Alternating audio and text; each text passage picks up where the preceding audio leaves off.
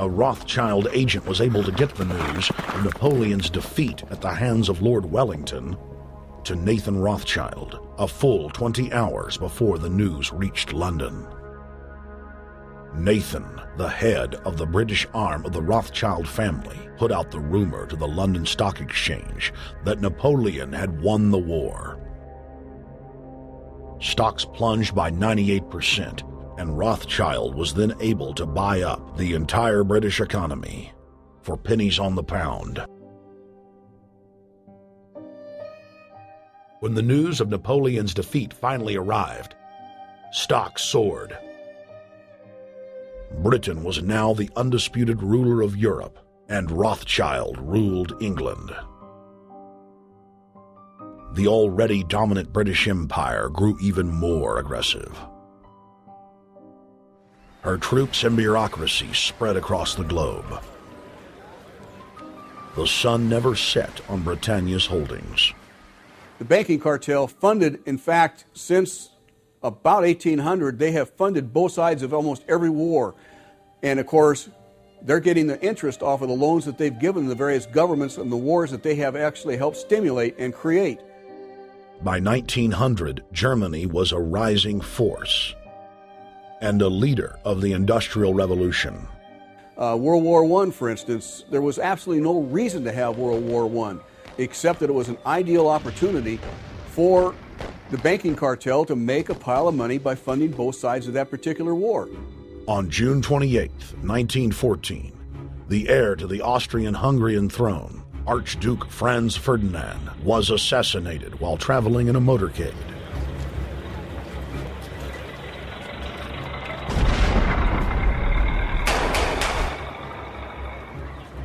The Black Hand, a Serbian secret society with connections to French and British intelligence, took credit. World War I had begun.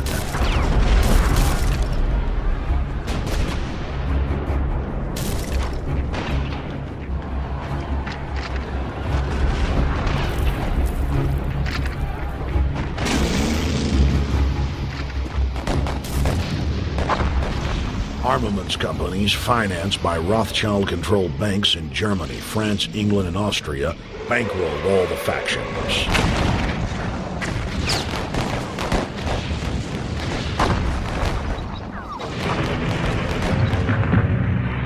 At least 20 million were killed in the war. It was a conflict so terrible the people vowed to never fight again. They dubbed it the War to End All Wars. Question is, why did they want war? Well, first of all, is money and power. But secondly, they wanted to create the League of Nations. They had this in their plans all along, and as a consequence, once the war was over or about to be over, they began to formulate this idea of a League of Nations, so this would never ever happen again. Hundreds of years of practice made the British experts at hiding their empire behind puppet governments and councils.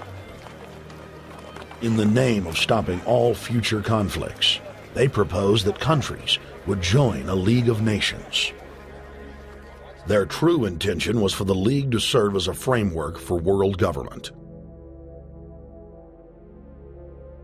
President Woodrow Wilson, who had spearheaded the establishment of the private Federal Reserve System in the United States in 1913, strongly supported the establishment of the League of Nations. Woodrow Wilson was a very naive president. He was basically a college professor that was grafted into this whole system. The League convened in Paris in 1919, but many nations recognized it as a threat to their sovereignty and refused to join. Frustrated by the U.S. Congress blocking the League of Nations, British intelligence, with the help of the Rockefeller family, set up the Council on Foreign Relations in New York City in 1921. The council recruited the best and brightest of American life to support the growth of the Anglo-American Empire. The CFR's stated mission is to abolish all nation-states in favor of an all-powerful world government administered by a tiny elite. By 1930, the promoters of world government had split into two interlocking camps: the Fabian socialists centered in London, and the fascist based in Italy and Germany. National Socialism will use its own revolution for establishing a new world order. Adolf Hitler. Supporters of the fascists in the United States and England believed that the military should be used to quickly transform the world into a new world order. All the more sophisticated practitioners of globalism stated that incrementalism was the sure path to world domination. Congressional Medal of Honor winner Major General Smedley Butler went public in 1934, exposing an attempt by the robber barons to launch a military overthrow of the United States. The war hero testified to the McCormick-Dickstein Committee in Congress that some of the most powerful men in America had tried to recruit him to lead a military coup so they could set up National Socialism in the United States.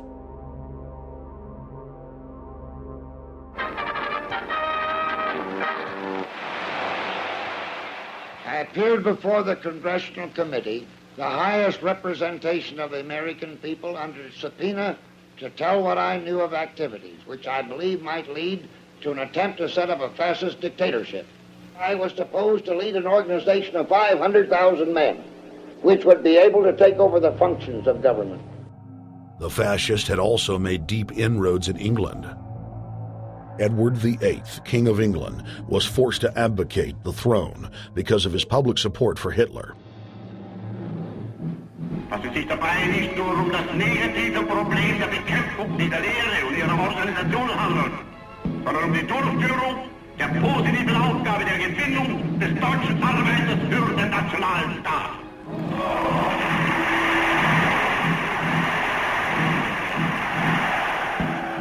Though the German-led fascist camp was strong, the Fabian Socialist Bloc was able to maintain control of the U.S., Russia, and England.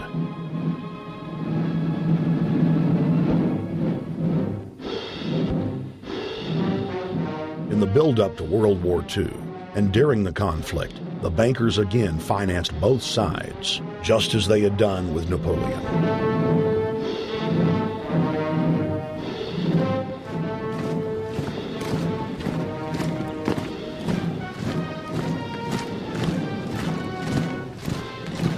With the rise and fall of the Third Reich, Europe lay in ruins.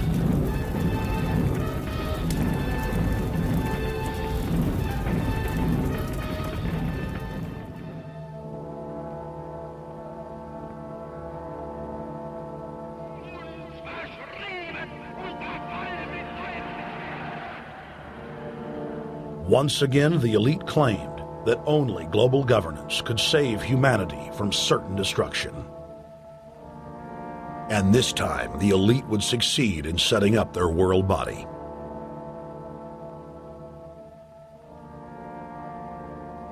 In April of 1945, at the Presidio Naval Base in San Francisco, the United Nations was founded by the victors of World War II. The United Nations complex was then built in New York City on land donated by John D. Rockefeller. Shortly after the elite established the United Nations as their base in the United States, the newly formed World Council quickly began work on the next phase in their plan, the incremental formation of continental superstates. The first step in their trilateral plan was the creation of the European Union. Unifying Europe had been tried many times and was extremely unpopular. Where Napoleon and Hitler had failed to accomplish their goals using force, the globalists would succeed using stealth. The British spearheaded the formation of the Council of Europe on May 5, 1949. The Treaty of London claimed to only establish trade ties between European nations, like NAFTA or GATT.